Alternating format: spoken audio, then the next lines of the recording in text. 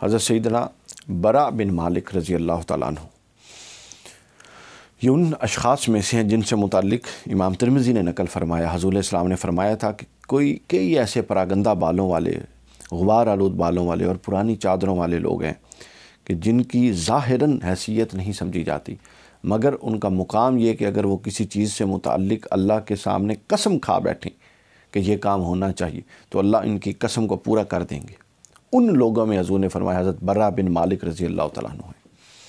हज़रत अनस फरमाते हैं कि हज़रत बरा के पास गया जब वो कुछ गुनगुना रहे थे और अपनी कौस के साथ उसको ठीक भी कर रहे थे, तो मैंने कहा कि कब तक ऐसा करोगे, यानी कब तक तुम जिहाद करोगे। उम्र गुजर गई थी लड़ते हुए। फरमाया तुम्हारा क्या ख्याल है कि मैं बिस्तर पर मरूंगा? खुदा की कसम मैंने 90 से ज़्यादा लोगों को जहाद के मौक़ों में मौत के घाट उतारा, कुफ़ार की तरफ इशारा था।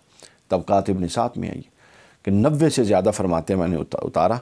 हज़रत अनस फरमाते हैं कि मुझे बरा उस वक्त भी मिले जब वो मुशरिकीन से मुकाबला कर रहे थे। ये फ़तह तुस्तर की बात है, ज़ोर व शोर से लड़ रहे थे और फरमाया कि जब अगर अल्लाह इन मुशरिकीन के कंधे हमारे हवाले कर दे तो फिर मेरी दुआ है कि अल्लाह मुझे अपने पास बुला ले।